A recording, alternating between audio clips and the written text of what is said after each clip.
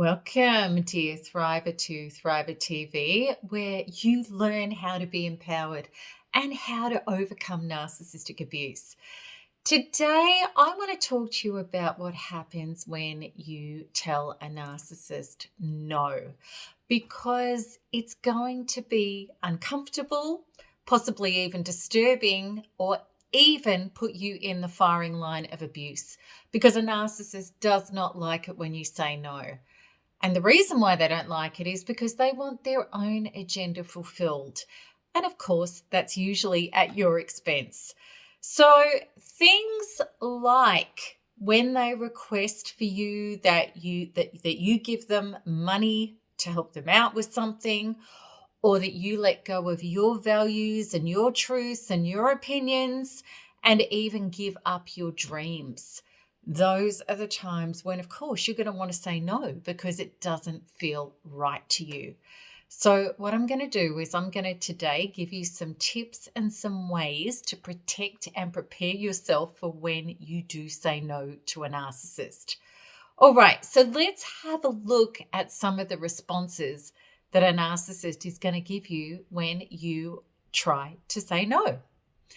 He or she is going to try and guilt you.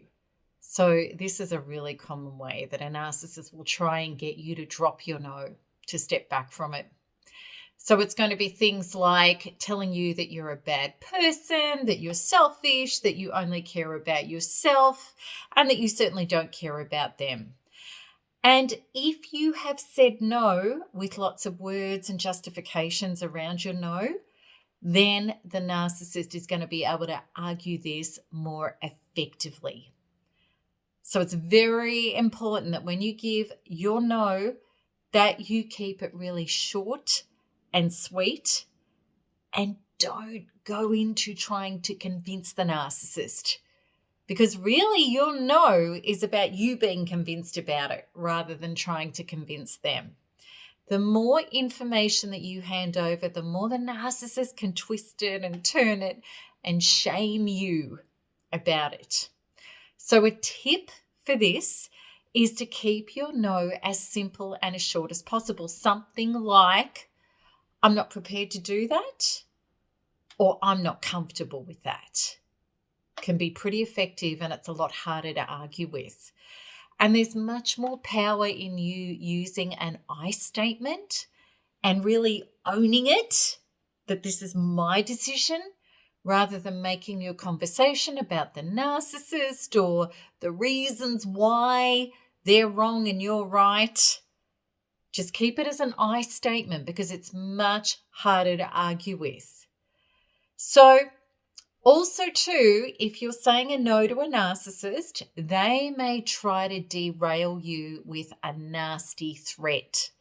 Something like, I'd be much better off with somebody else, or I'm going to leave you, or I'm going to go to that person for this because they're a better person than you. Or so they might threaten you with abandonment or replacing you or doing some other form of action to hurt you.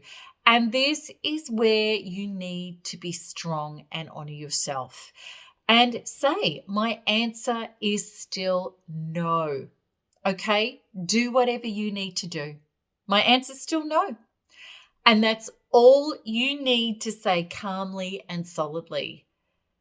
The narcissist will realize that you're not succumbing to the threats, and that what they're trying to do is not working on you to derail you, throw you off balance, trigger you, and hand your power away, which is absolutely his or her goal. Now, usually if the narcissist can't get to you through things like guilt, threats, or anger, they're raging, they may try to work on your sense of compassion. And this could be tears or promises to change or begging you for your help because you're all they've got. You're the only person that understands them or could help them. And this might be one of the hardest no's of all to uphold, because I know so many people in this community are really beautiful, amazing people with huge hearts. And if you do give in, and you probably have done this, you know this, you'll discover that the narcissist has duped you. They're going to do something to hurt you, and it's going to go back to narcissistic business as usual. So you really have to be strong and detach and really say, my answer is still no. And pull away and detach, and don't buy into the crocodile tears or the really appealing to you as you really do matter and I really do matter to you and we're in this together and all of that other stuff. You need to see through it.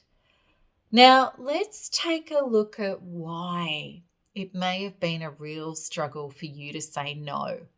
Because ultimately, this is the stuff that you can really confront within yourself and you can work on and you can heal to be able to have a much more effective, powerful no, not just with narcissists, but with other people in your life as well when you're struggling to say no. Okay, so as children, most of us, we learned that a no may not be acceptable. We absolutely had the fears that if we said no, we might be criticized, we might be rejected, abandoned, or punished. I call it the fears of crap, and they can be really crippling. And of course, these painful fears, and they could even be terrors because of what we'd experienced, can remain inside of us. And it makes it very difficult to say no to anybody, let alone high conflict personalities. So we might end up people pleasing and we're handing away our power and we're doing all sorts of things to not annoy other people, but yet we're letting ourselves down and betraying ourselves over and over again. And for me personally, this was a really big deal. And I've worked with thousands of people over the last 10 plus years. And I've found that this is a very, very big key. Because when we're scared about how other people are going to react to us and what people think of us, as I was, well, then we will say yes when we mean no, 100%. And I found for myself, and thank goodness, my deep, very personally committed recovery from narcissistic abuse was about holding and healing these old codependency wounds that really were, from my childhood. And my mum was very like that. My mum didn't like saying no to anybody. And she believed, well, if you acquiesce and you keep the peace, things will go a lot better. So I really did learn that behavior. And also, too, I had deep terrors back in my timeline from past lives and also from my genetic makeup that I'd taken on. Literal past life terrors. If I say no, I could be annihilated, persecuted, taken out, murdered even. That was like a white hot fear at times when I knew I should say no, and I was literally in a panic about saying no. And you may relate because a lot of people who have experienced narcissistic abuse feel these feelings and really can't place where they come from, or maybe you can from your childhood. My childhood wasn't that bad. Absolutely, boundaries were broken and I had a fear of saying no, but I'm really talking about when you literally have brain fog, you can't think, you can't speak, you can't put your best foot forward. Very often these are deep human, even collective wounds deep in our psyche that are, if I say no, I won't survive. And I know a lot of you will relate to this because it's very, very common. And it's diabolical when you're with a narcissist because obviously they are bullies, they are manipulative, they have no conscience, they don't want you to say no, and they have every ability to work out where your fear and your gap is with your boundary and really push hard on it to get you to drop your boundaries. And many of us, because we were good people and we wanted to keep the peace and we wanted to be lovable and acceptable and were over functioning a lot in our families, we didn't really know what healthy boundaries were anyway. And especially if you have come from a narcissistic parent that smashed your boundaries. So thank goodness I really understood in my own recovery, which I hope can speak to you as well, is that when I went inside and really confronted those old fears and those traumas and those insecure gaps that I thought were my normal, but they were derailing me, and I worked on healing those, I was able to transform my inner identity to not feel like a powerless, broken, under threat child, to be able to feel like a solid, source-filled, powerful adult in my own body who could say no and mean it, regardless of what somebody else was or wasn't trying to do. And I really discovered that my old beliefs used to be, well, if a woman says no and asserts herself, she's that word that starts with a B and ends with an H, and she's not going to be liked and she's not going to be popular, and that's not loving and feminine and all of those things. And I really discovered that you can be loving and solid and authentic and have great boundaries as well.